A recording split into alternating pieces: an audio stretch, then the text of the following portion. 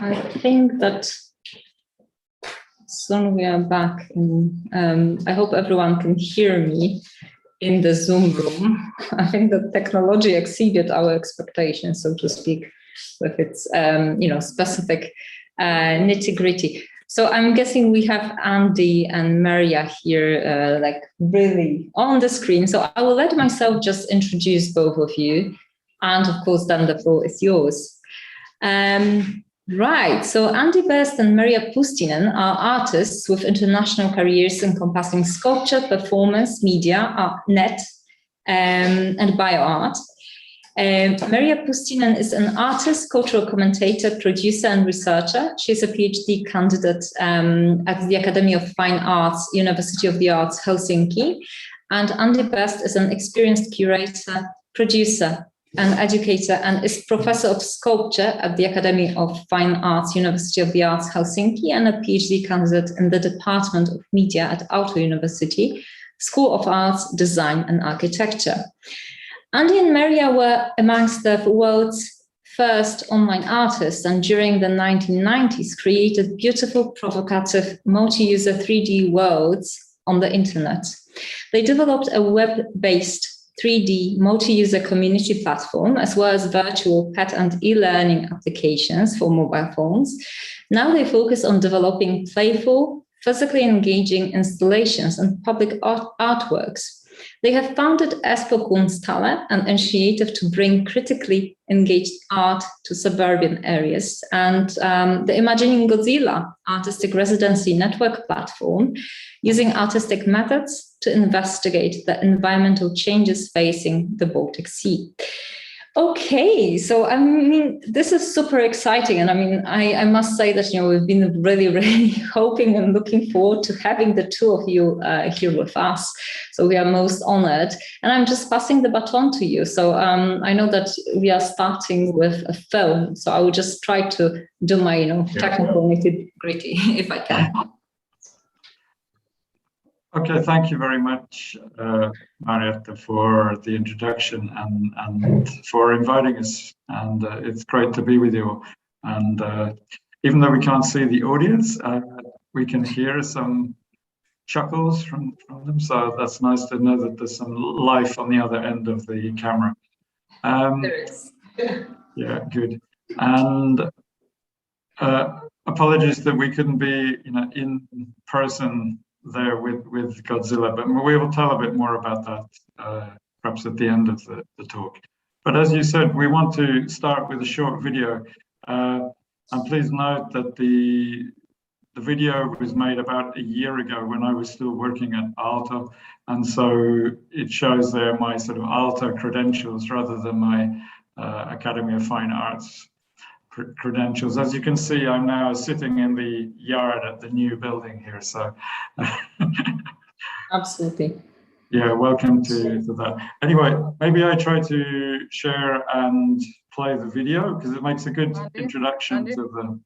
And it's also sort of good to remind that video is actually being done by some sort of Aalto sort of should I say almost like advertising of the stuff what's been doing. So it's fairly sexy and speedy stuff that was shown in Ars Electronica as far as I remember. That was the actual main sort of distribution platform for it.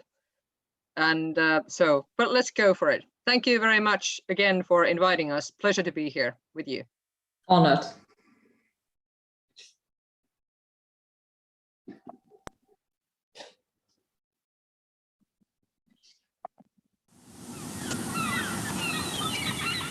Huge areas of blue algae in the middle of the sea. People don't realize that out at sea there are these massive areas where you just sail through for hours, and it's just horrific. Welcome to Godzilla. Godzilla is a 42-foot Warram Pahi catamaran. We have owned Godzilla for about 15 years and have been sailing a lot around the Baltic Sea. And during that time, we've seen the effects of the pollution in the environment. We started thinking, like, what could we do about it? And having this sort of boat, we realized that this could become a platform for sort of multitude of artists and researchers to use for their own projects. Well, our hope is to create a network around the Baltic Sea. That means a network with sort of artist residency centers and scientific research centers where the boat can visit, and while the boat is in these various places, both local and international artists will come and do projects. But also because Godzilla is quite eye-catching, it's like unusual, we hope to use that as a way to attract the maybe boating public and or other public to the works so that it can become a sort of dissemination platform. We chose the name Godzilla for the boat because she appeared, at least in the Finnish context, as like this sort of monster. And I've always thought that Godzilla is like a friendly monster. You could maybe imagine some of these industries as these monsters, these threats to the sea. I think the very unique nature of Godzilla means that when you're on the boat, you have a different type of relationship with the sea. So my name is Andy Best. I'm a lecturer in sculpture in the transdisciplinary art studies part of Aalto University.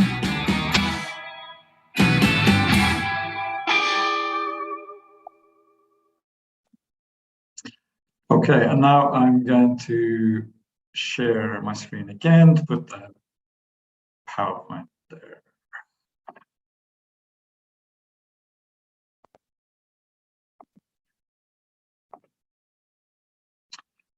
Okay, Maria, are you coming back? I'm here all the time. Okay, so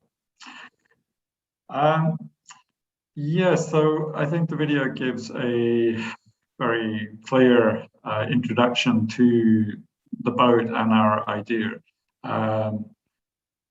So rather than being any virtual network, we're really developing this as a physical network, and we have a physical platform, which is the boat.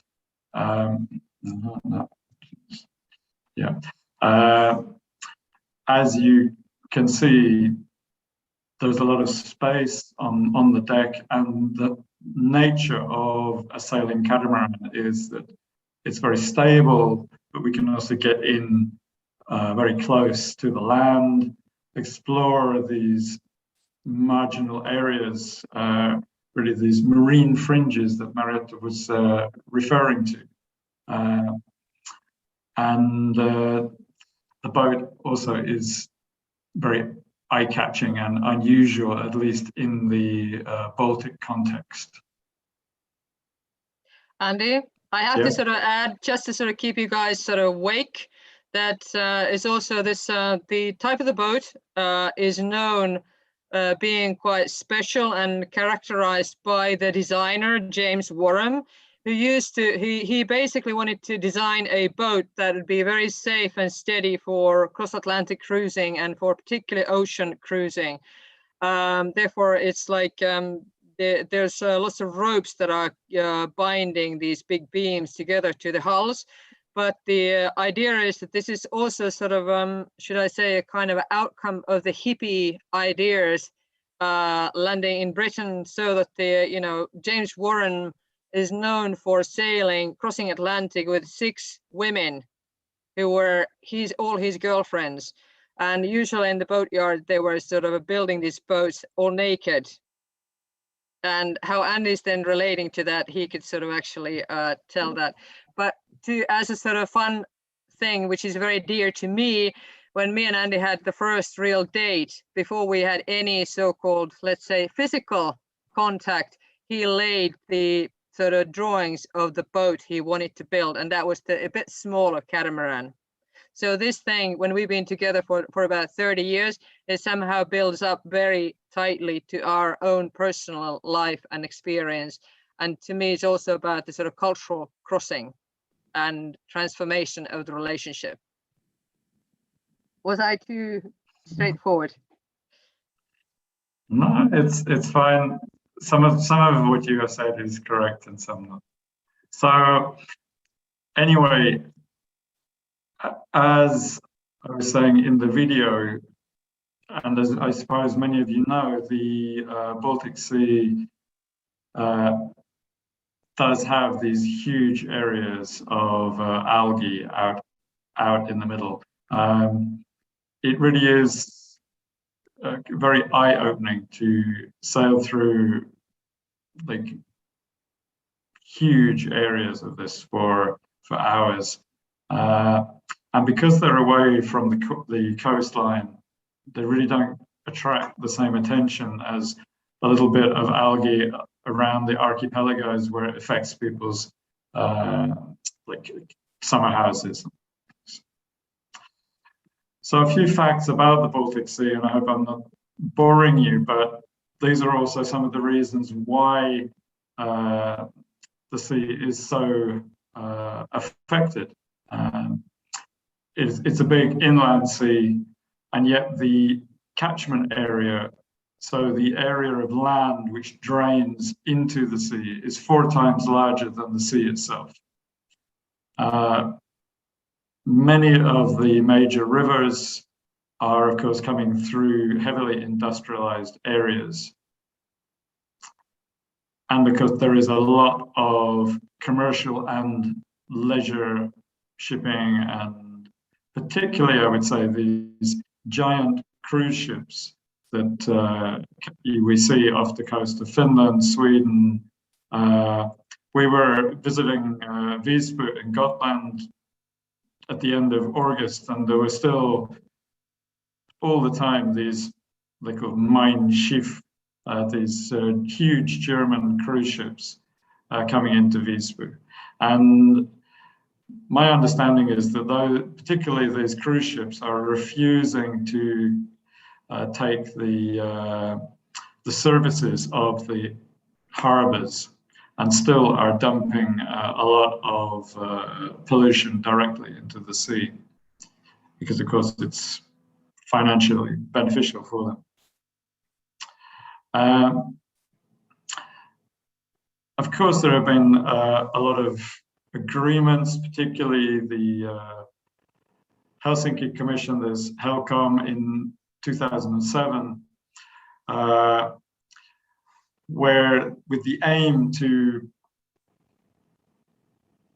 change the sea, to try to enforce new restrictions on various types of pollution, and to provide support for the various Baltic states to improve the cleaning of the pollution into the sea.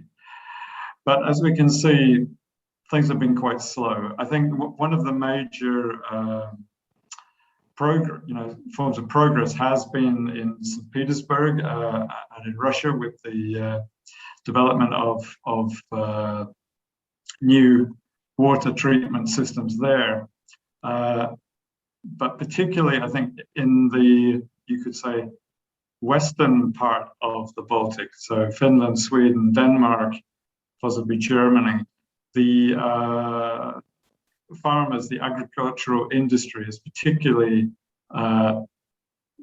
slow to adopt more progressive means of reducing the amount of phosphates that are draining into the sea.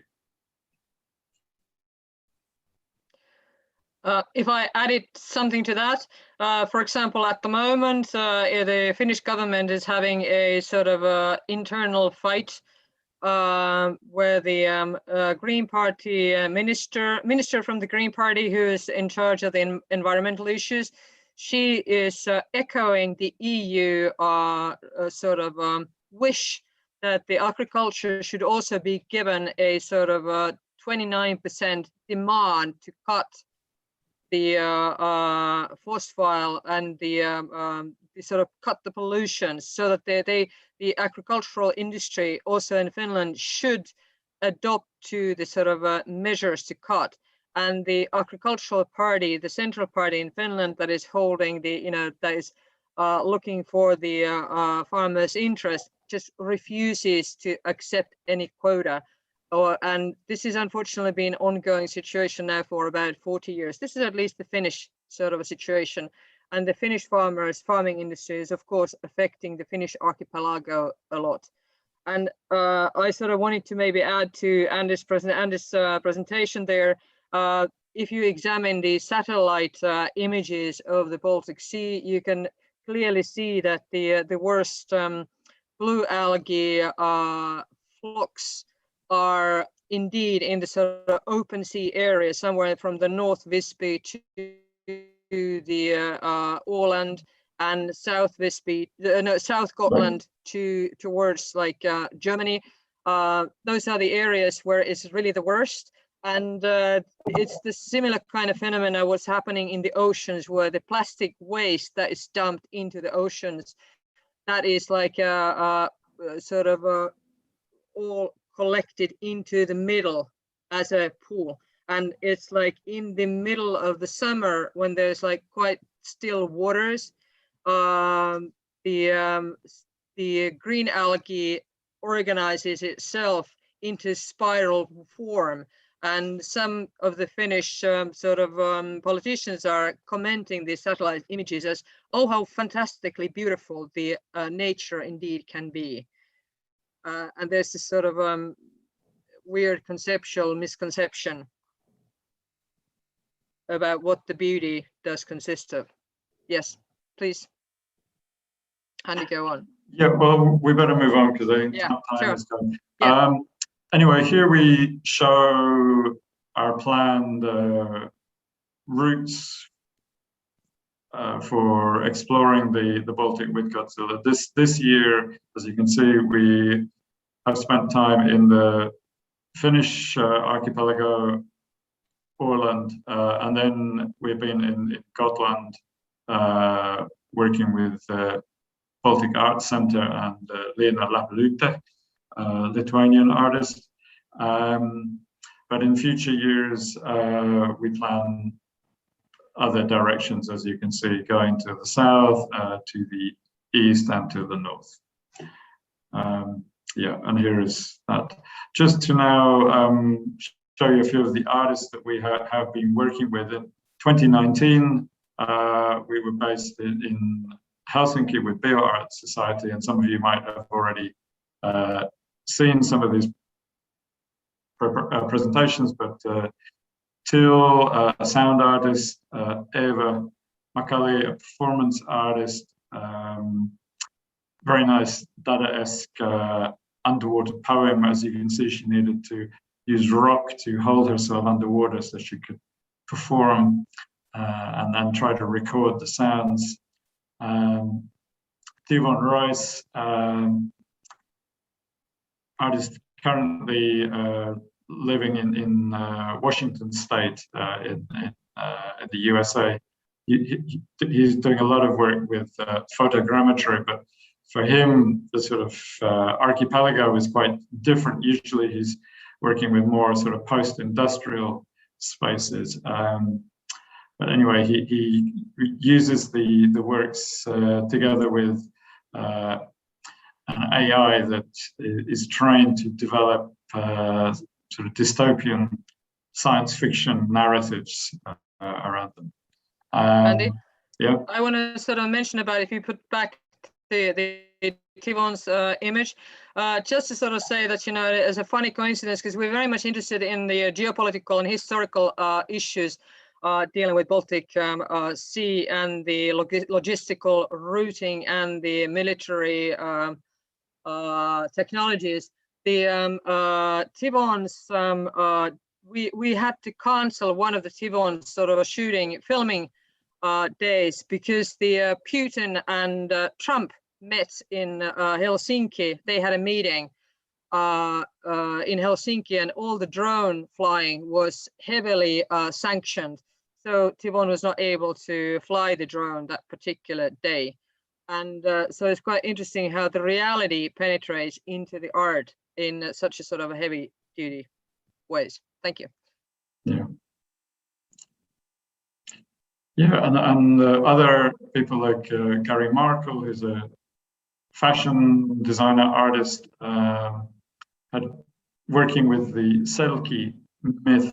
The Selkie is a creature that is a seal that can sort of turn into a human. And he created this suit from waste found on the beaches around the islands. Pekka Niskanen and Mohammed Sleiman Labat doing a very interesting and long-term project about the connection between phosphate mining in West Sahara and then how that same phosphate is used as fertilizer in the Baltic, and how that is the main contributor to the environmental problems. And this phosphate mining is basically illegal, even though it's supported by the EU and other Western countries. But because they need it so much, they refuse to do anything about the military occupation of those countries. Then Samir, whose work has been very much about a sort of media archaeology of networks and power, so literally electricity networks, data networks. And we, with him, tried to trace the various underwater cables around Helsinki. So in this summer, because it's been a little bit different, not with lots of artists, but we worked with Rag Elnug, who's a young performance artist. And then we traveled to Gotland to work with the Baltic Arts Center and Lena Lapelute and her husband. And also, of course, we're participating here, and we happened to meet in Visby also with Jereminas and Nomada Urbanus and discussing about potential collaboration with them. So this is Rag. One of his performance roles is to become a merman, and he was swimming around Godzilla as a merman, which was quite nice. And here, I don't have the video, probably luckily for you, but he's playing the Pirates of the Caribbean theme as a merman, which was quite nice. And with Lena and Mantas, the original plan had been to sail out to a number of small islands around Gotland and allow them to collect audio recordings of the sea mammals like the seals, well, and also bird life. But the weather while we were there was so bad, so windy, that it was very, very difficult to get close enough to do these sort of things. In this picture, it looks fairly calm, but it's still very, very windy. But this was probably the only somewhat reasonable day when we were there. But they had a very good time, and this is part of the what is maybe evolving as the more functional use of the Godzilla project to allow artists time to be out at sea, very close to the elements, and to really understand what it means to be close to the sea and to experience that. We also visited to the Ornö Marine Research Station, and here you can see the researchers and some of the artists, as Maria and Mantas and some of the people from Baltic Arts Center, discussing with them. It's very interesting work. They're doing long-term research into the fish qualities and all things to do with fish.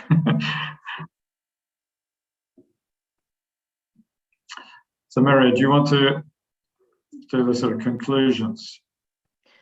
Oh, about the previous, this R Center, Well, they were, by my mind, they were also trying to grow torsk, the cod, because cod used to be a sort of extremely, there were huge quantities of cod in previous years, and they're now trying to reintroduce cod back to Baltic Sea, so that it also has sort of economical they provide the economic potential there, and also they're trying to investigate what is wrong with the current Baltic Sea sea environment, sea bed, or the food chain that the cod does not seem to be able to survive. So on the basis of this summer's observations, our intake of the artists on Godzilla was very limited because of COVID, of course. That's why we didn't even do anything in the summer of 2020. And also this year we had to be very sort of conservative in how to proceed with it. So next year we want to bring more artists to the boat. But just as Andy said, we've been sort of sailing actually for about almost 25 years together in Baltic Sea. And we have observed following issues in the past few years, that firstly the summer weathers and they have been changing. The storms and the winds are more radical. They come faster, and they actually seem to turn more stormy, more heavy duty, so it's more dangerous to sail. And you have to be way more precautious, show more precautious than before. Then there's the stagnation of certain type of weather patterns. So the high and low pressures seem to stick on for weeks, which are leading to extreme drought, as we remember from this summer. Or there will be flooding, like in Germany, when we had extremely dry season in the summertime in Nordic countries. Then in Germany and south parts of Europe, they were flooding, like Holland as well. All the rain seemed to be landing to the central parts of Europe. But also in Finland, we've had record amounts of snow coming to the south coast of Finland, rather than being distributed more evenly in the country. There's less fish, less birds, less sounds. The seabed is mostly dead. Also, I remember myself that it was just horrifying in a sort of perfectly calm night, maybe 4 or 5 years ago. We were motoring from the Estonian islands, Hiidenmaa, to Finnish archipelago Åland, and there were tens of sea miles of blue algae, and one seal popped up his head from the sea and was almost like trying to cry for help next to our boat, because seals get lost in the cyanobacteria and they're not able to anymore navigate, because usually seals are calling for their comrades. They're sort of the friends and their pack from tens of miles, and that is making them their sort of navigation system deteriorate with the masses of the blue algae. The collapse of natural food chains. So this is not only limited to the Baltic Sea, but also in the west coast of the US and Canada. The salmon is losing its sort of a strength and is not able to have anymore, because they're lacking some part of the nutrition in the food chain. So by the time they would be migrating back to the rivers where they would like to hatch the eggs, they are too knackered and too weak that they don't have any more the stamina to rise up, and that is causing that is affecting the ecosystem, regional ecosystem as a whole. Because, for example, the bears in the west parts of Canada are, of course, dependent on the salmon rising into the rivers for their autumn food in order to be able to hibernate in the winter. So this is causing the whole ecosystem to suffer. And of course, what then happens is that the bears go looking for food elsewhere, which means that they come into towns and villages. Yeah. And it's a bit like here, where the wolves are coming into closer to humans. Yeah, to urban habitat. Overfishing of the breeding Baltic herring currently, this is apparently happening in Swedish coastline, that the overfishing is nowadays so sort of a common that they are running, they're trying to, they're bringing the nets to very close to the trawling nets to the close to the shore where the herring, Baltic herring, would come to hatch and lay the eggs. And this is of course causing problems for the future stock of the Baltic herring. So we're losing that as well. But the observation from the harbor life, what we're very sad to witness, that the people who come to the harbors with the motorboats or sailing boats, they are dumping their grey water, the waste, into the harbors. So in that sort of closed circuit of the piers in the harbors, there's radical green algae problem where people are then swimming in the piss and the grey water, bubbling water. And this, by my mind, something should also be done to educate and regulate how people behave with their wastewater in the guest harbors. Okay. Okay. Well, Marietta is indicating we need to finish, and we are, I think, at the end. Thank you. And yeah, an image of that sort of well, maybe not so welcoming storm clouds approaching. So. Thank you so much. And really big applause. Thank you. Thank you so much for this wonderful presentation. I mean, I didn't say that. I mean, like the speakers know about that, but I didn't say that to the audience. Of course, we will run three papers one after the other, or three interventions rather than papers one after the other, and then we'll try to have some time for a little Q&A at the end. So, in that sense, I would like to invite now Jesse Peterson, to whom I will pass the mic. Do you have the mic? Oh, that's fantastic.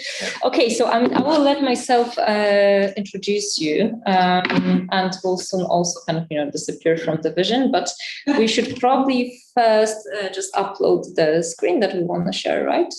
Sure. Do the volume first. Yeah, 1 second. I think that. One moment, technical things is always that one. After she stops speaking, make it 2-second break so I can change. Okay. Oops. Let me see. Right. Sorry for this. But yeah, maybe I will first introduce you and then do the sharing, or maybe I should do the sharing first to make sure that this is in. But why is it not popping up here?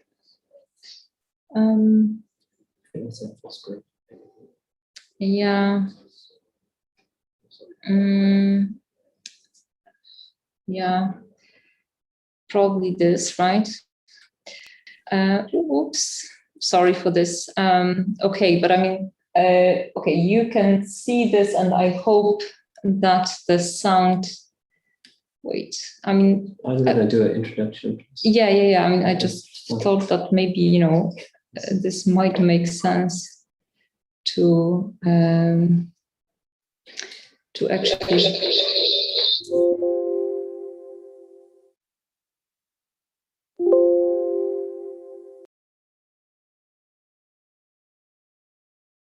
Is it okay?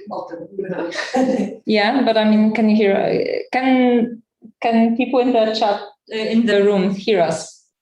Now I can hear you. Okay, so I think that we got lost with too many, too many sound controls. I'm afraid between the sharing of the phone.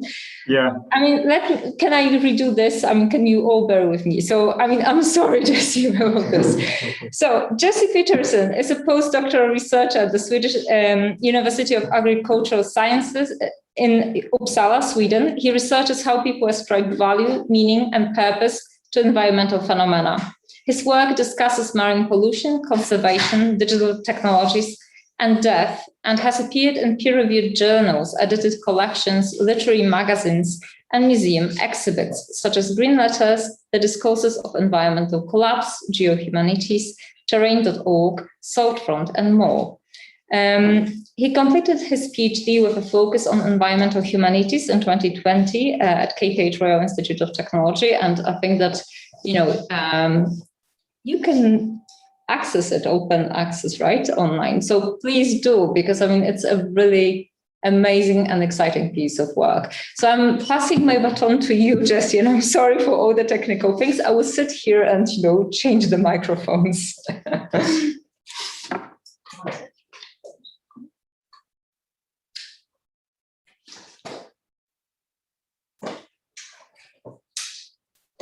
Yes.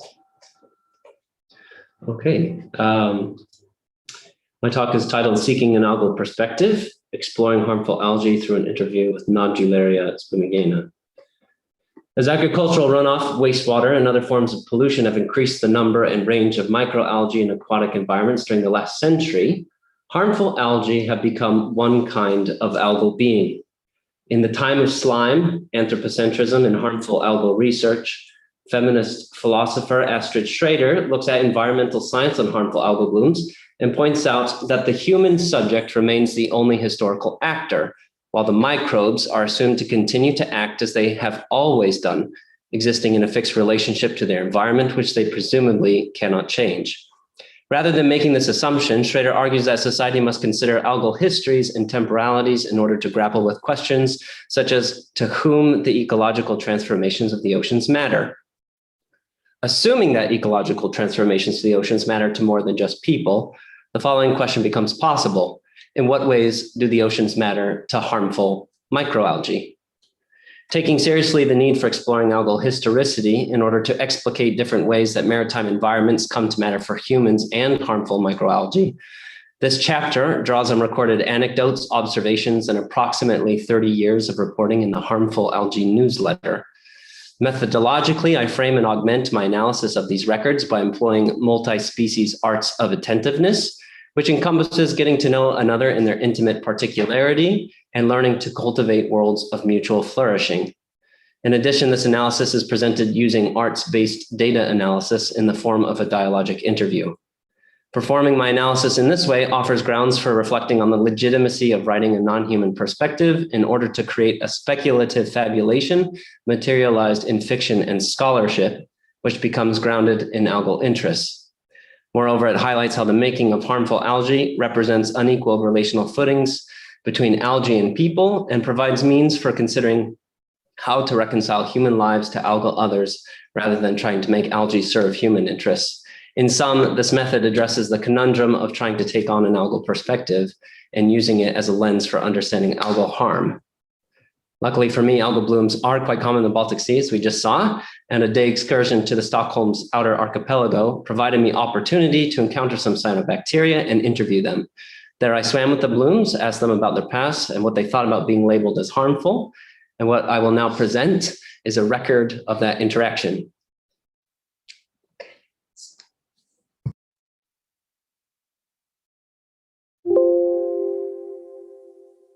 Question. Considering that we cannot actually have a literal conversation such as we're having, my readers might criticize this methodological and stylistic choice. They might question the ethical reasons behind giving you a voice, as well as what contributions to current discussions on algal blooms this choice might provide. They will want to know, why are we having this conversation, subverting academic genre conventions in the process, and how writing algae in this way offers new interpretations on human relations to algae. These are important questions, but not some we spend much time thinking about. Certainly, many might leverage the argument that you are anthropomorphizing us and that doing so is problematic. So assuming my characterization of you anthropomorphizes you, I think it does so by combining two forms of anthropomorphism, personification and projection. As a form of personification, your character performs a symbolic function rather than a scientific one.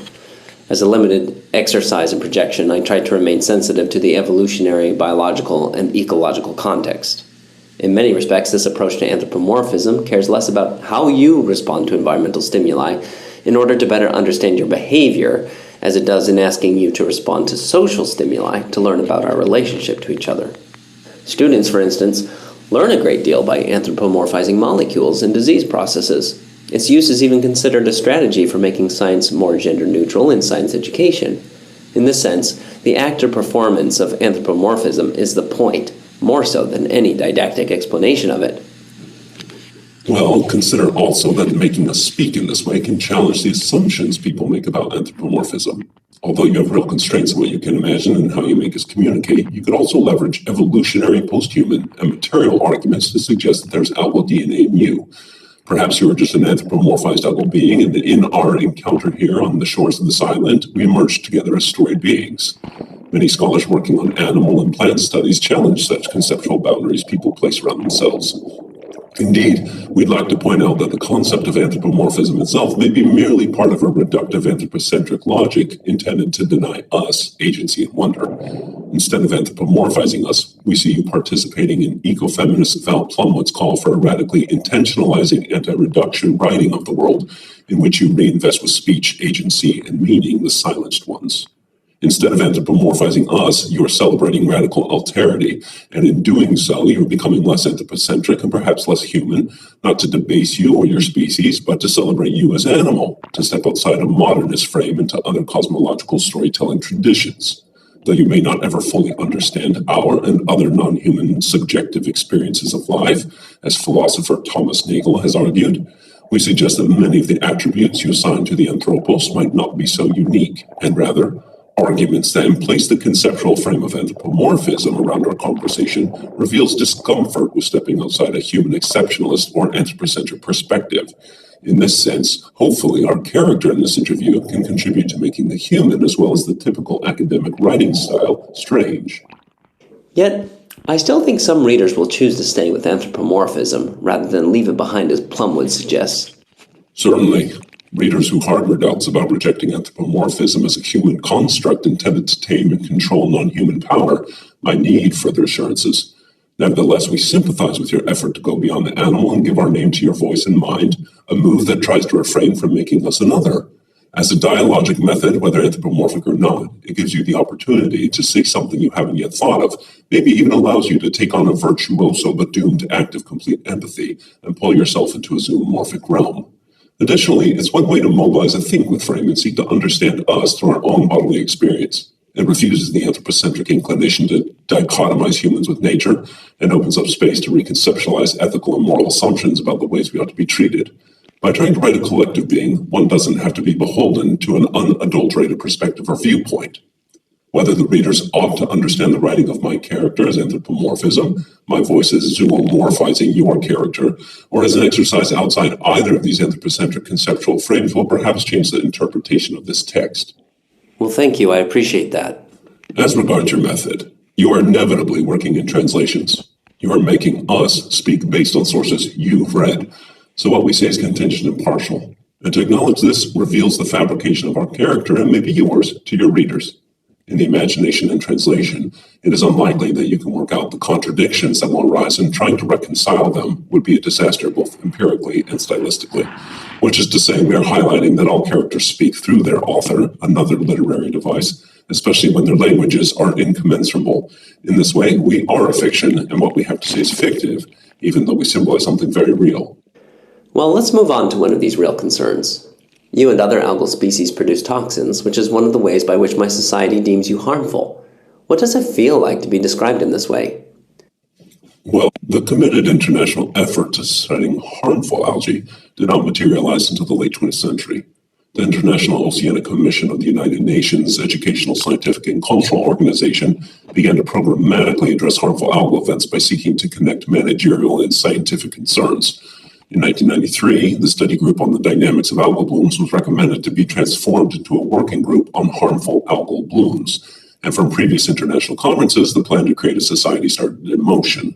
Suggestions for what to call the society were conservative, but in the hopes to find a catchy acronym, recipients of the harmful algae news were encouraged to suggest alternatives, acronyms like doom, death, apocalypse, saviors of society, etc.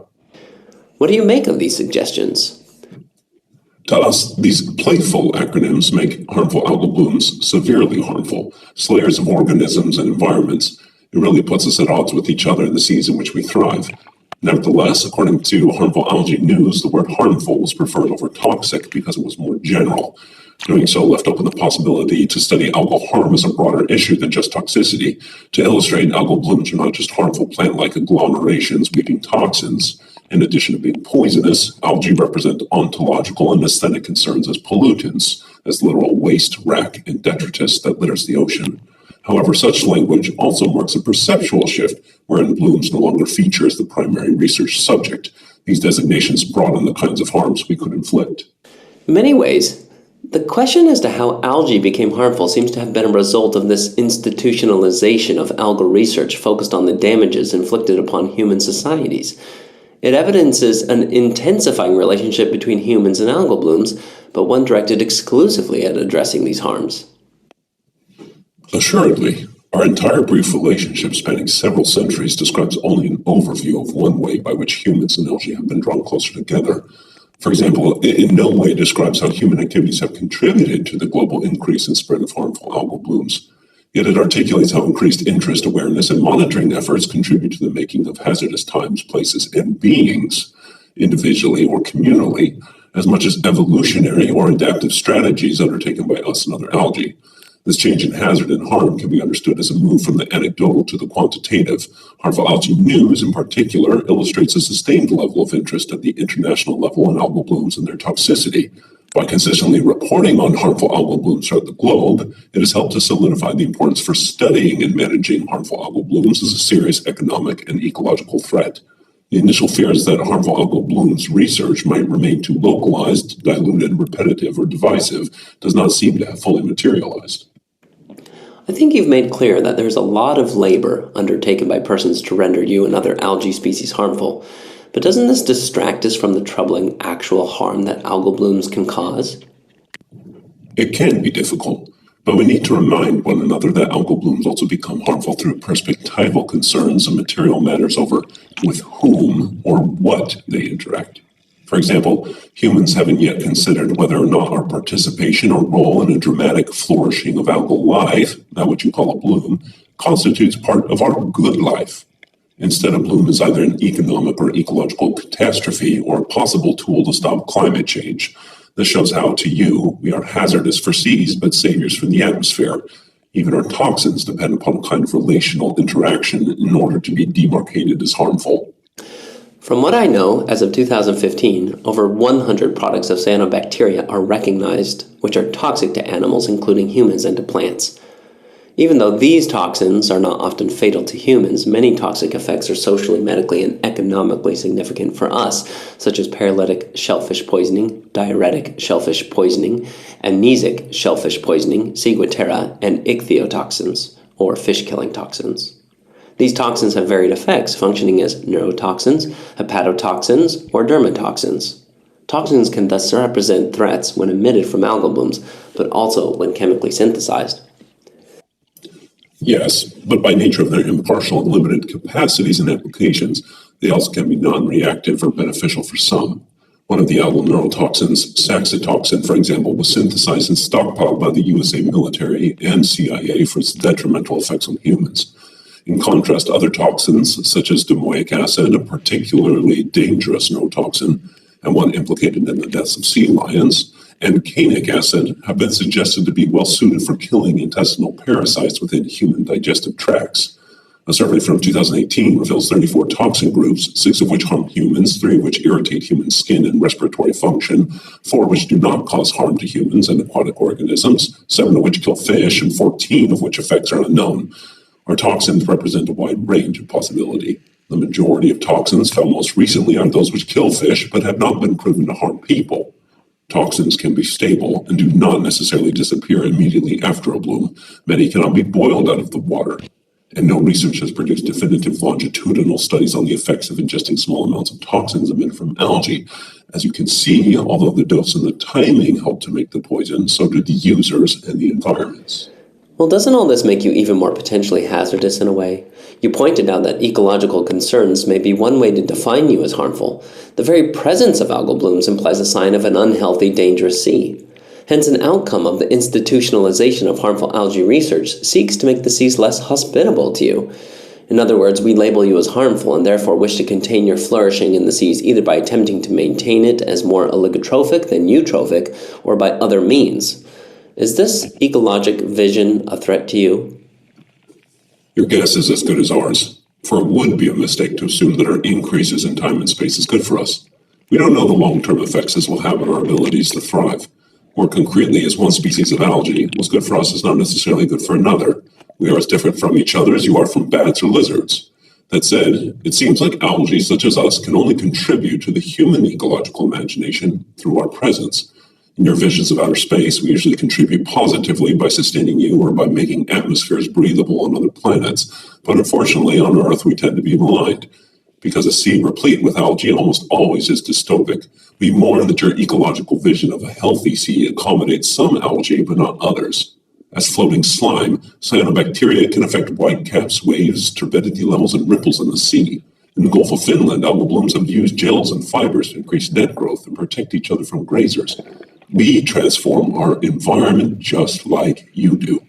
We can shade the sea and block sunlight from reaching plants and other organisms, and as our dead bodies decay in the sea's depths, all the available dissolved oxygen in the water gets used up. In the very act of being, we create our own ecological vision, which is perhaps the very point and reason for living. Since your industrial activity lends itself to an environment in which we thrive, our ecological vision is one that is supported by human societies and infrastructures. Thus, we also represent a cutting reminder of your species' inconsistencies in how you live and define your own well-being. It sounds very much like you'd like to be placed on equal footing with humans. But why should we do that? It's very clear that the production of toxins by harmful algal blooms has environmental impacts not just on humans and human societies, but on a whole network of creatures and habitats. Algal blooms are potentially hazardous to different marine environments as well as a variety of living organisms. Admittedly, many effects of algal blooms, if not all, could be argued to affect humans at least indirectly, but they don't exclusively affect them. That's a key point. We don't do these things to you or to any other creature per se. We just create the conditions for harm. But as if in harmonious duet, your response can be as ruthless as our way of life. In the case of shellfish, they function for scientists as indicator or sentinel species, animals sacrificed to safeguard human lives. As of the year 2000, bioassays were still deemed a necessary part of modern research into cause and effect in toxicology. Thus, testing for algal toxins results in the killing of innumerable mussels and hundreds of thousands, if not millions, of mice around the world in order to see if the extract potentially harbors a poison. In addition, for every toxin or toxic species that is found, there seems to be another that slips away, such as incidents in France in the early 1990s and the USA in the late 1990s.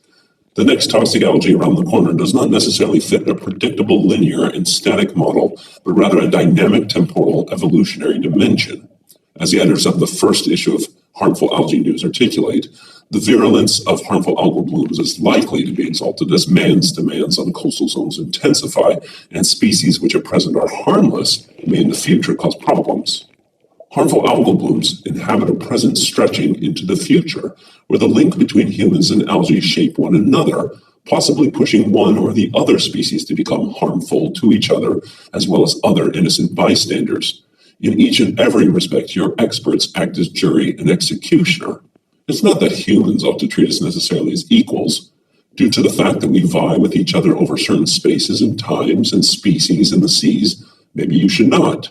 However, it's clear that since humans and algae both make environments according to their own lives, one ought not be surprised to see that how we are made harmful and to whom allows you to more adequately wrest control over what kind of ecological vision takes precedence for the future.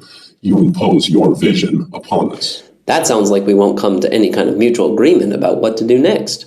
As mobile, dynamic beings with ebbs and flows throughout seasons, life cycles, and environmental conditions, your hazardous potential certainly is different than what we are dealing with in terms of nuclear waste, arsenic dumps, and other long-term toxic environments. Could you help us understand this temporality a little better? Your seasonal longevity and brevity combined makes algal blooms seem like both forms of slow violence and catastrophe. That's the thing. As a species, we inhabit a bevy of temporalities. There's no single temporality to describe. The environment is never static to us since we are driven by it. And we develop different strategies to deal with that. Some of us overwinter in the water column, while others overwinter on the seafloor. Hence, the times you impose upon us seem to be a strategy for humans to develop a wall around us, to keep us confined to certain parts of the ocean away from your interests. We don't really care about the sea in the same ways you do. Not that we are impassionate beings, but we just don't understand why humans wish to meddle in oceanic politics of the body when their ill-suited human forms can barely get below its surface. In comparison to the geologic, we are short-term individuals like humans. We live full lives and the species continues. But because the future is unknown, we prepare for our survival. Thus, if the water feels good and there's food, we're going to take advantage. That's the funny thing about humans. You talk about sustainability, generational justice, ecological stability, what have you, but you really lack the imagination for anything beyond the present, let alone the necessary biological spatio-temporal scale. Time is probably the biggest fiction that humans have invented.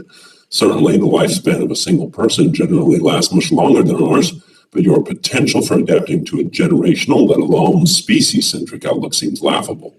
Part of the reason why there are so many algal blooms these days is not merely due to humans increasing their ecologic and geologic powers in the so-called Anthropocene epoch. Humans really appear to have outstripped their own mental, physical, even technological capacities for handling the spatio-temporal regime they now occupy. Concepts like the Anthropocene and technosphere actually posit the opposite of what you'd like to believe. That is, environment and technology control you, even if you are sitting at the board turning the dials. In other words, you have exceeded your biological and social capacity to handle your innovations and technological prowess.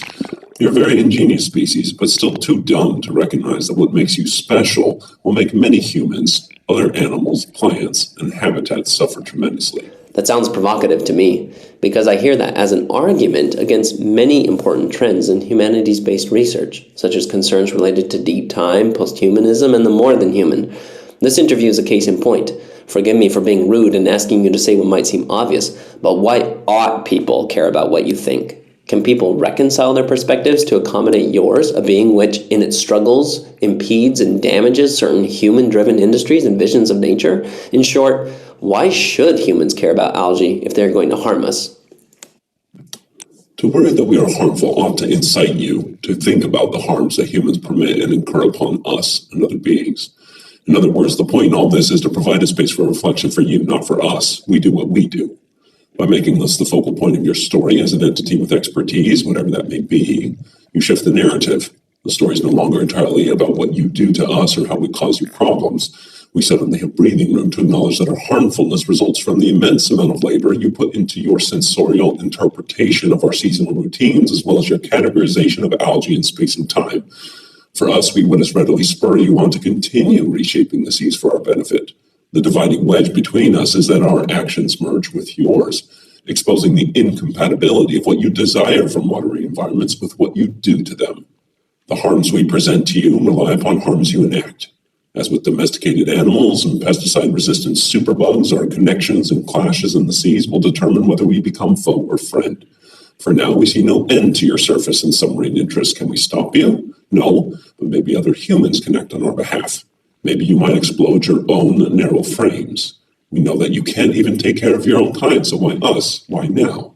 You may be able to leverage some algae for your benefit, and maybe ours as well, but many of us may not transition to cultivation. For that reason alone, we must continue on as best suits us. I want to thank you for taking the time to speak with me. I also want to give you the last word by posing one last question. It seems like my attempt at accommodating your perspectives has put us in some form of stalemate. What is it that researchers and others pondering over algae-related ecological problems can do at this point? We suppose that we want you to see that you do not have to align with or against us, that our relationship to each other may be governed outside the confines of harm. We think you're interviewing us as one step in this direction. It makes a gesture that seeks to think with us also as rightful progeny of the seas and oceans. It uses artistic practice as a way to address the problems you have with us. Perhaps through respectful play and continued reflections upon why we upset you so, you might find ways to reconcile your lives to ours instead of the other way around.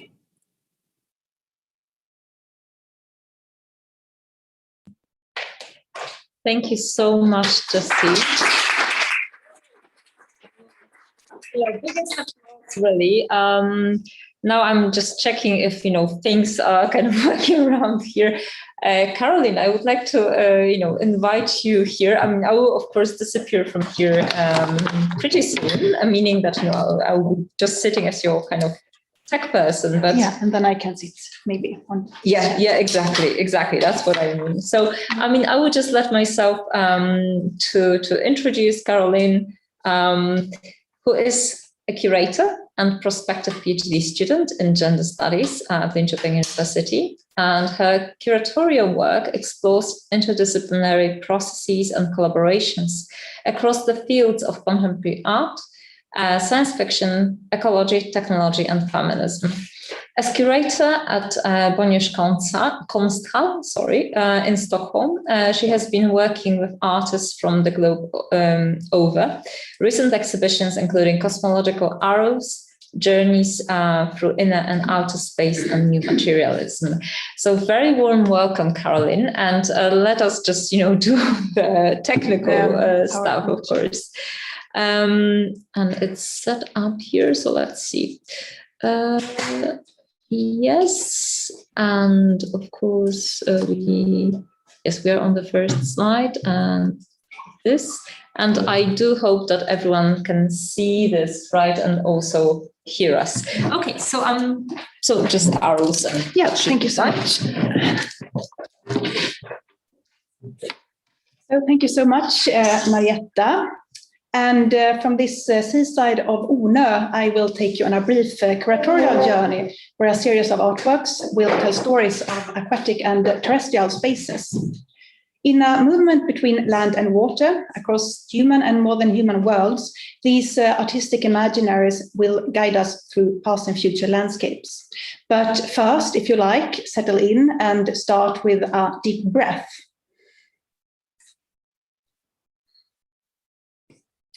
Following Rachel Carson, it was here at the edge of the sea that the drama of life played its first scene on Earth. The underwater forest of blue-green algae emerged from its dark tracings, transforming Earth into a breathable planet. Today, situated here at the shoreline of Ornö, algae still provide the blue planet with most of its oxygen, so we can continue to breathe a little while longer. I wonder, have you sometimes dreamt of being able to breathe underwater? I mean, without technological devices like a diving suit or a snorkel?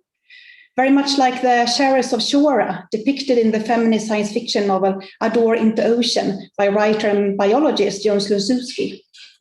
Shora, the ocean moon, is a watery world, and the sharers who live there are a nation of bold women who share. That is, they have a spiritual and linguistic union with each other and all other beings.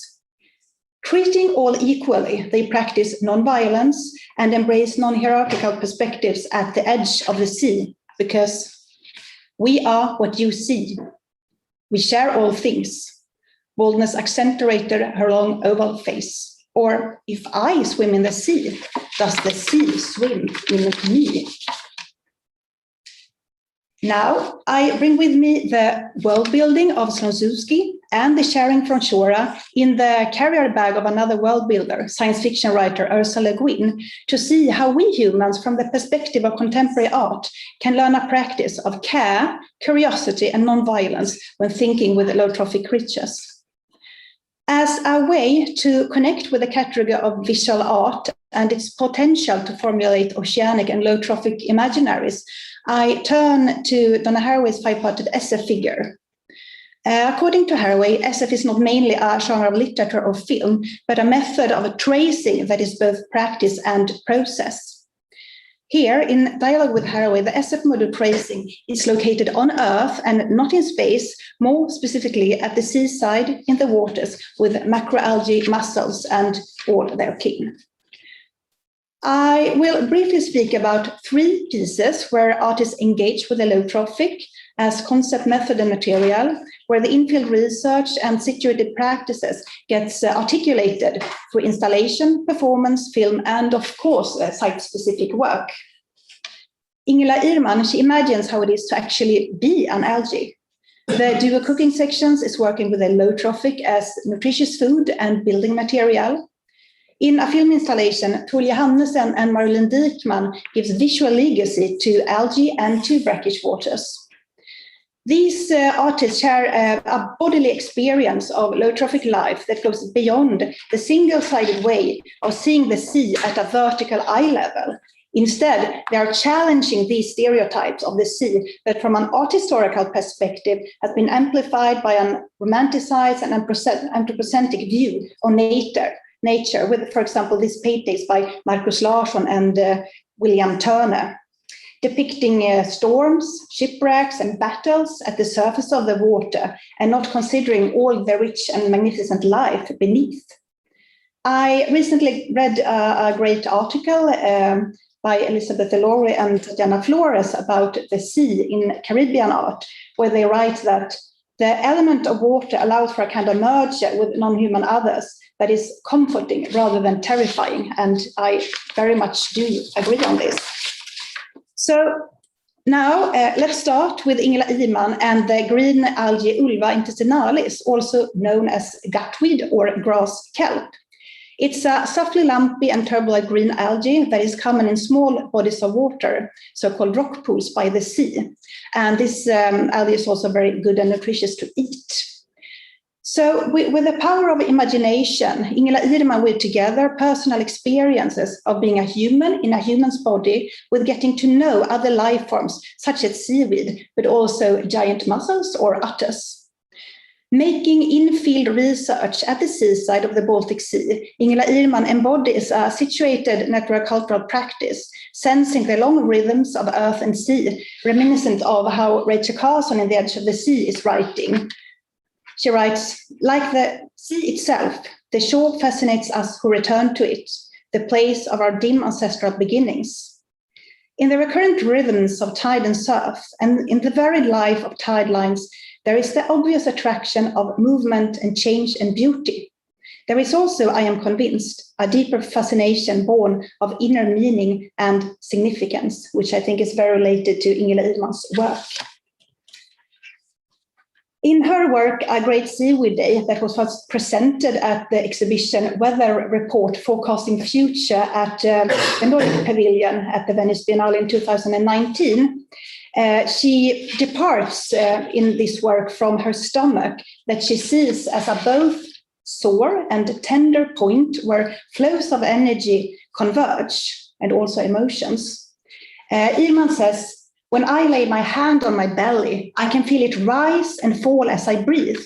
But still, the tummy lives a life of its own. It remains an ungraspable mystery. Very much like Rachel Carson, who remarked that the edge of the sea is a strange and beautiful place.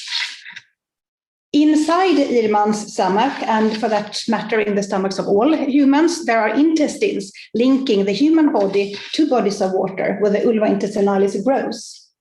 This gutweed accompanies Ingela Irman from the seaside to her studio, and here she starts this craft and translation process where the algae, with the help of a whole range of simple and foul materials, will go from micro to macro, from water to land, and become wearable sculptures, like large, more than human beings that in a performative process merge with the artist's body.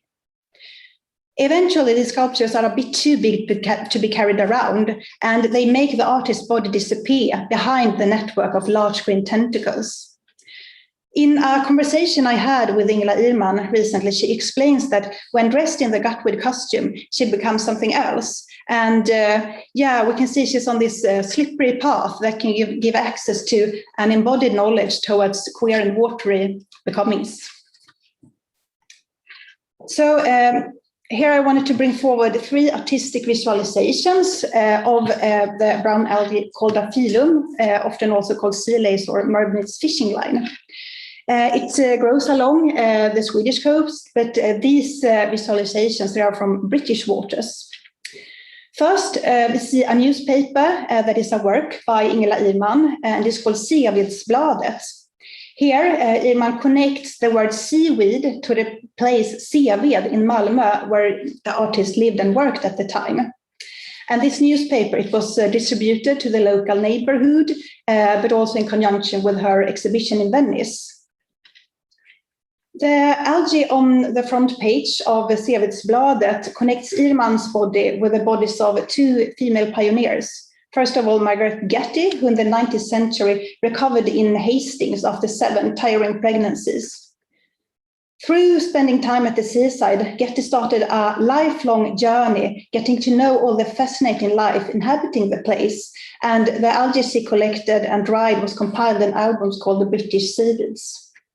And here in the middle, you can see Getty's original portrait of the Cordaphyllum, a visualization that Irman brought with her to Seavidsbladet.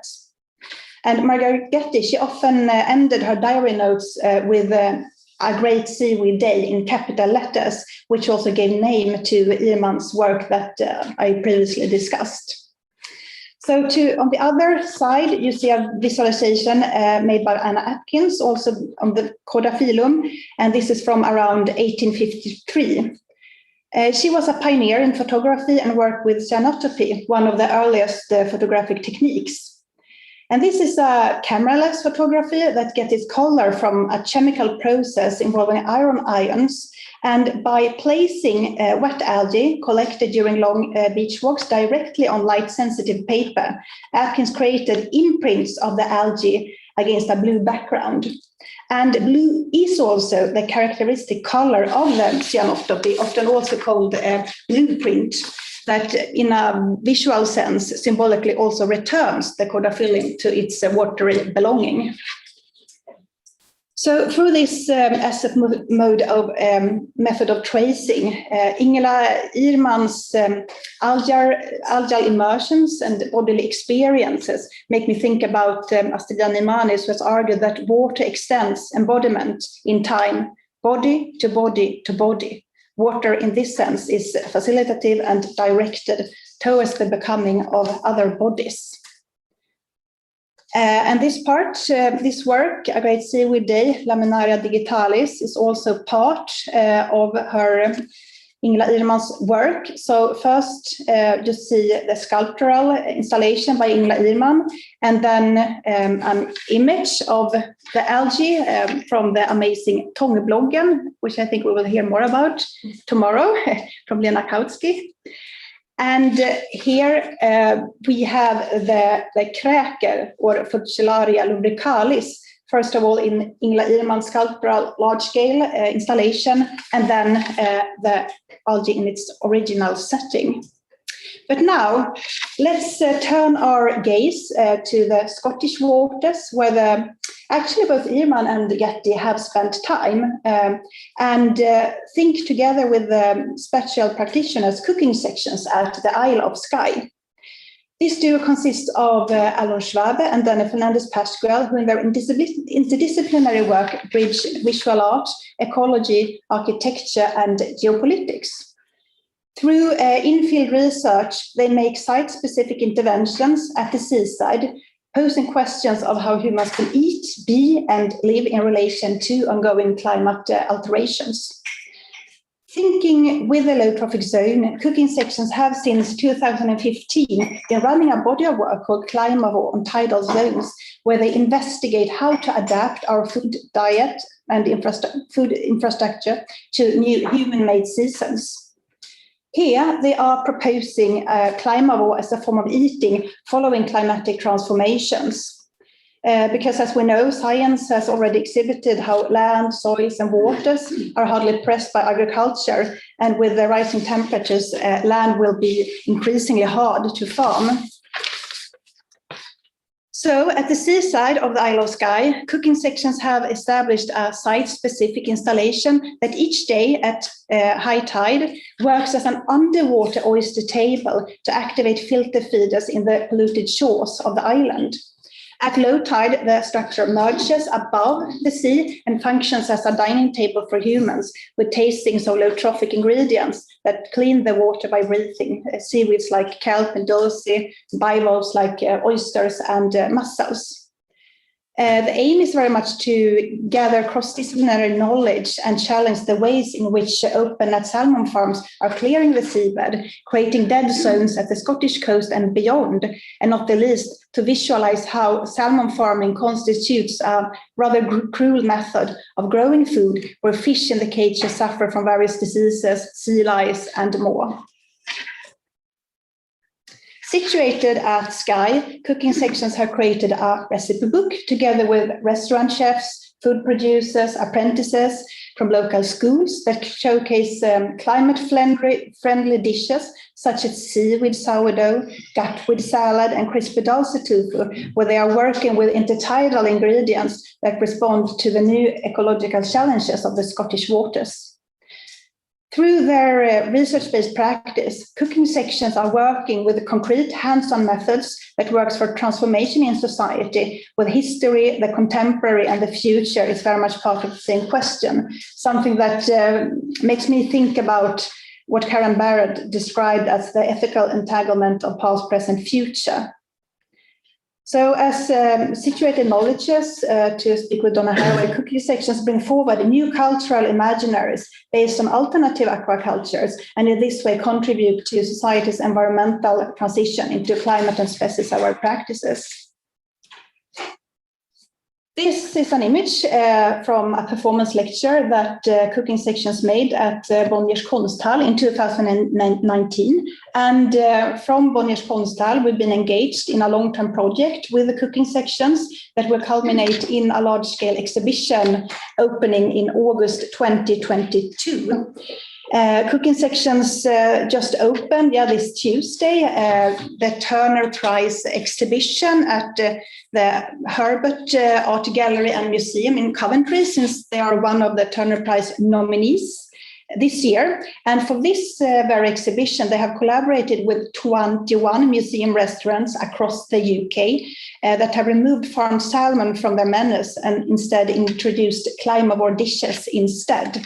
And hopefully we will also bring this to Sweden. I recently read an interview with the artists Marjolin Dikman and Toril Johannesen that started with a quote from Rachel Carson's The Sea Around Us. It goes like this: "The ocean is the beginning of all life. In time, some creatures learn to live on land, and a few, like the whale and the seal, find their way back to the sea. Eventually, the human too found the way back to the sea, not to return to it physically, but rather to re-enter it mentally and imaginatively." With this quote, Carson brings forward the importance of the imaginary, even though I would argue that contemporary artists today do return to the sea physically, like Ingela Irman in A Grey Seaweed Day. This work is part of The Inner Ocean, a series of works that is taking its starting point in the fact that the artist loves to swim and to be embodied in water. And of course, cooking section Climavore, that is an installation that is physically located and placed in water at the edge of the sea. Drawing from Karen Barrett again, I do insist on engaging from the within rather than reflecting on the world from the outside. The overlapping practices of physically being in water at the seaside and the objectives of enlivened ecological imaginations goes again in the film installation Reclaiming Vision by Marjolin Dikman and Toril Johannesen. As in the work of Ingela Irman, Dikman and Johannesen look at what is going on beneath the surface, starting with a wish to be lifting up the water, visuals on a micro scale, and bring a narrative on a macro scale. Situated in the brackish waters of Akerselva in central Oslo, they bring forward the brackish as a muddy metaphor, very much like Irman bring forward the slippery path as a metaphor for the algae. A kind of queer space, both salt and sweet, and I think a zone of transformation. In this work, Reclaiming Vision, they work with creating a closer relationship to microorganisms that are captured through a light microscope. The film features algae sampled at the seaside of Oslo, but also algae cultivated at the Oslo University. In this way, the artists are revealing various processes that are hidden to the naked human eye. In fact, they wanted to see whether it was possible to feel empathy or closer to something that for most humans are normally a bit out of reach both visually and emotionally. The artists are reclaiming vision through the film, creating visual legacy and making clear that we all kind of come from algae. At the same time, the film reconfigures the ocean as a dissolving space of union between human and non-human worlds.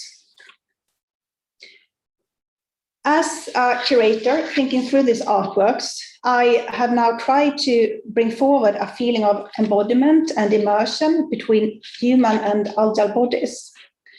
Freely guided by Donna Haraway's SF mode of tracing, I sense the aesthetic, scientific, social, and imaginary dimensions of the shoreline, but also ways of sharing that unlock the nature-culture divide, also within larger audiences, because these situations bring the artist, the artwork, and the viewer into a relation.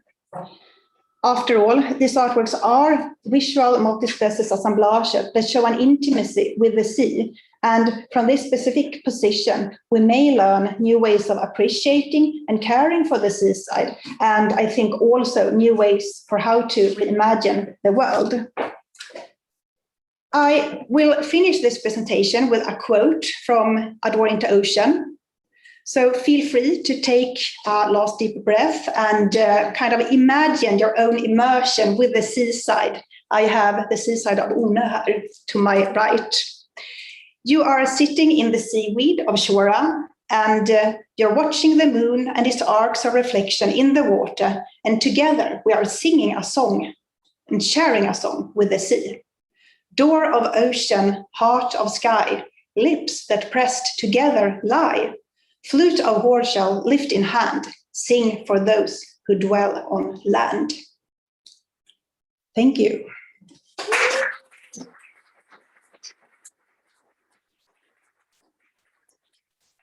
Thank you so much, Caroline. And I would like to ask you to, not run away, but stay. I would also like to ask Jessie to, to sort of come here. Sure. Yes, my dears.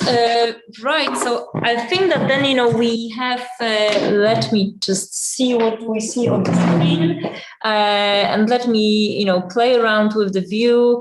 I will also pin here Maria and Andy and where are you? Okay, and where are we? No, where is the other camera? I'm sorry. I'm just struggling here with obviously technology, as you see. Not very successfully with this, but let's see. Okay, right. So I will be kind of outside of the screen, maybe, and maybe not. Maybe like this, and then you can see this, and you can see the. Yes, I should move to the. I see the messages here from from the audience. Oh yeah, yeah. Okay, so maybe I should take it there, but yes, that's fine. Please take it. Or I will take it. Sorry about this. Lots of technical things here, but. I think that we have quite a bunch in the in the electronic room and quite a bunch in this room. We'll kind of run a little bit over time, but those of you who are who are in a digital room, please, if you have any questions or comments or would like to join the discussion, please just raise your hand and or actually type your questions. Maybe also participants that are, the speakers, the wonderful speakers of today. So if you have questions to each other, that's of course also very warm welcome, and the audience here. So I'll try to do my best, so to speak, as like taking care of time and taking care of all the hands and people eager to join in. Yes. So is there anyone who would like to start, pose a question? I see here one person in the room. Cecilia, would you like to maybe kind of? I'm not sure if, and I see Andy as well. But go first. Yeah. Should I go over there? Can you hear her? Can you hear me? Yes. Yeah. Okay. This is Can't so see funny. you though. No. We'll do this, weird. Sit next to. It's after the restrictions here in Sweden, so take the opportunity to sit next to Caroline. I have this question to you actually first. Thank you so much for your presentation. Wonderful. And I would like to ask you a little bit about a very general question, but it speaks to kind of the whole what we are doing here, and it's about the very role, because you've been working with art and curating for years. So what is actually the role of art and fiction and imagination when it comes to transforming our ecological consciousness in society? I think it's very much about storytelling, creating good stories that can appeal to also larger audiences. And at least for me, art has a lot to do with emotions. You can really feel something, and it's in this very much embodied experiences of being like within rather than looking from the outside. And I believe that this meeting and being within really has got the potential also to transform people's imaginary visions of what is possible to do, basically. So we can turn towards more climate and species-aware practices. Great. Then I will jump to Andy. Thanks. Yeah, I was interested by Caroline's the image that you showed, the Turner painting and the storm, and I think you were referring to it as like a sort of anthropomorphic experience or something. So, because for us,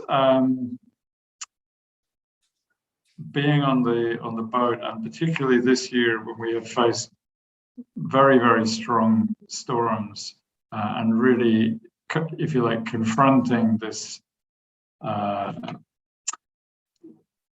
almost, sort of survival situations at sea, it does change your perspective on the world and the environment and your place in that. And I was wondering what you were, you seem to be almost dismissing that to some extent, or so I would like to know more about it. Obviously, I understand the idea of this sort of marginal areas and being in those spaces, but maybe you could open up a bit more on this area. You mean without not being in the ocean and being at the edge of the sea, you mean? Yeah, well, and because you particularly were using this image of the shipwreck, and I was sort of, interested by that. You mean the historical picture? Yes. I mean, from an art historical point of view, there have been so many of these paintings depicting, as I said, shipwrecks and things going on the surface of the water. But what I'm trying to bring forward is rather what is under, like not the vertical line, but the horizontal line and what is going on beneath, and how we in a series of artistic practices are working with these agencies, and as a contrast to 19th century painting, for example. But of course, there are like a multitude of other perspectives to add to this, but this is just one perspective. Yeah. Okay, because I almost got the feeling that then I'm 19th century painter in my practice with Godzilla, but I thought it was very interesting, your talk. So Okay. thank you. Can I, Andy, sort of add to this? Because in my PhD, I'm particularly working from the sort of the knowledge theory of knowledge, concentrating on pragmatism, and looking at usually art. When we're dealing with the art, is very much about the sort of oculocentric viewpoint, thinking that we are gazing an object, and we are sort of using in a sort of Kantian, Immanuel Kantian way of understanding. We're sort of letting our imagination roam, and we're using literal and theoretical sort of knowledge to try to comprehend what something is about.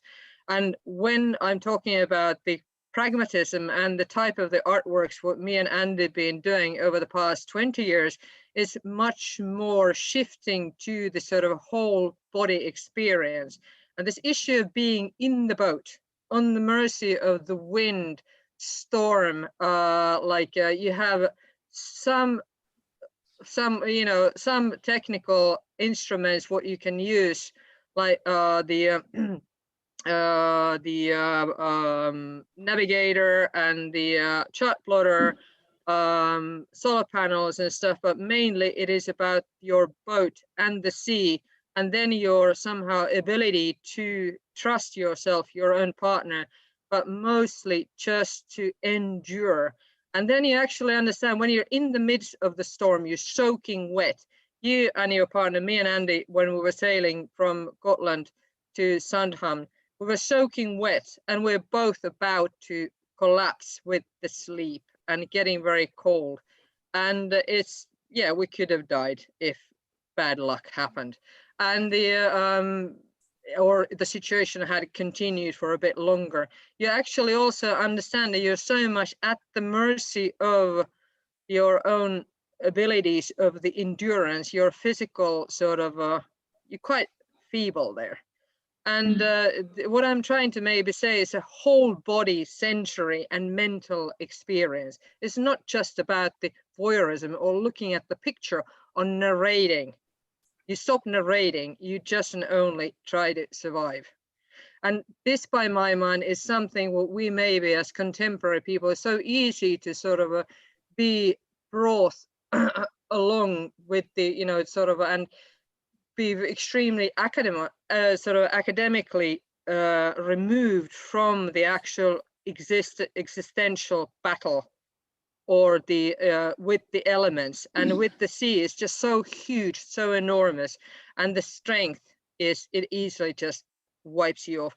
And I think this is maybe also what we tend to, we're consuming so much like imagery from the media about the volcanic eruptions or climate change. We somehow tend to think it's something just to contemplate, as if that actually solved something. But the mere conscious contemplation is, by my mind, it's only the beginning of the solution. Thank you. Thank you so much. I see there is some more kind of, it's team on location generating questions. So I see question to Jessie. Thank you for a mind-blowing presentation, and you actually made us witness a conversation with algae. So what's the affordances of anthropomorphism in the way you did it with algae? Okay. You're very kind to ask me a question. I mean, I think it very much depends. I mean, there's lots of questions about if it's ethical or if it's right, or do we have I mean, I guess what I'm trying to say is a lot of people tend to question whether or not humans can even understand each other, so let alone a being like cyanobacteria. So I think what I am trying to get at here is that this writing style, I'm not going to necessarily call it anthropomorphism per se, but this writing style, I think, opens up ways for poetic inquiry into ways of imagining other kinds of practices or ways of thinking. And I think this goes with some of the earlier questions, because I think it provides space for reconsidering the kinds of values that we bring to the table when we interact with not just ourselves, but environments or other beings. And I think that that's very important, because the way that we value the seas, for instance, are very much ingrained in our daily practices, whether we know that or not. Thank you so much, Jesse. And I see Nina's hand. Nina, please. Yeah, okay. Thanks for fantastic, amazing presentations. I was happy that death was brought up in relation to death at the sea, because in all these amazing presentations, I somehow missed death, and I somehow missed the entanglement of life and death. And I think I would like, I mean, there's a lot of things to be said about that, but for example, I think I would like to pose a question to Jesse, because I mean, I was very taken by your end that the algae is saying your life, I mean, saying to the humans that you should reconcile your life to ours instead of the other way around. What I would somehow like you to comment on is, I mean, the way I would frame it myself would be that you should reconcile the entanglement of life and death to ours, because otherwise, and vice versa, because otherwise I think it becomes very much a question of survival. I mean, who is surviving? Is it the algae or the humans? So it becomes this kind of, I mean, it ends up in this kind of survival of the fittest discussion. And to me, I do think that the whole issue of the entanglement of life and death is so very important in this ecological situation that we are in, because what I think is really a problem is that the balances between life and death are really disrupted.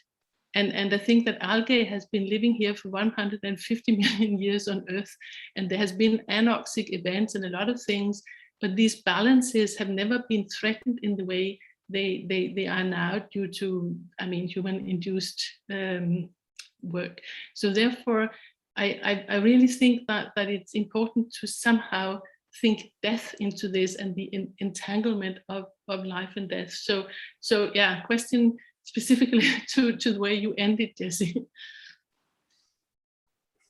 I'll try to respond. I'm not sure I grasp the whole question, but I suppose I would say that there's a lot of normativity about eutrophication, specifically in the Baltic Sea, that it's bad for the ecosystem, bad for society, bad for economy. And I don't necessarily think that those arguments are necessarily wrong. And I guess what I would like to say is that there's, I mean, I guess part of the project here was to kind of rethink from the perspective of something that we label as being harmful to humans, and thinking through like what they might, how they might react to this kind of intensive monitoring, intensive what's the other word? Application of algicides or what have you. So I mean, I think death is an important factor here. But I guess maybe I should just take this as more as a comment, as that's something for me to think more about, perhaps. But yeah.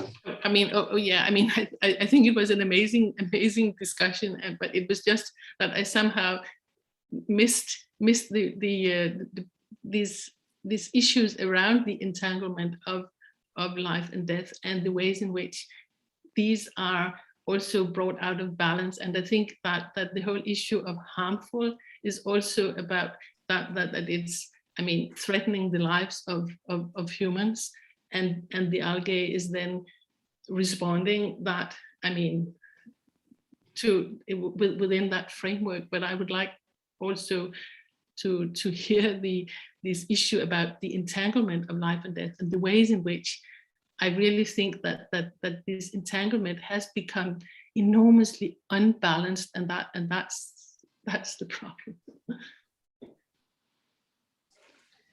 But a great presentation. So thank you so much. I mean, Andy had to leave us, unfortunately, but I think that, you know, it's been a lot of super interesting, you know, kind of re-exchanges, and I don't want to necessarily keep everyone longer. So I think that we should probably, if, you know, not to sort of, I would say, you know, test too much your Zoom capacities, we should kind of, you know, also close this session. So thank you so much to everyone in the room, especially big thanks to Andy and Maria, to Caroline and to Jessie. So once again, please take a hand.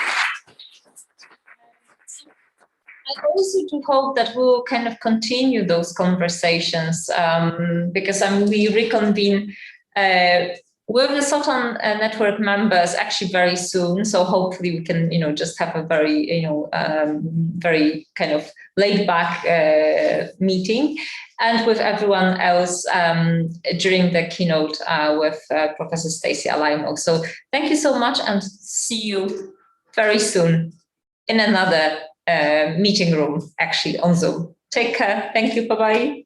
Bye. I had a question for you, actually.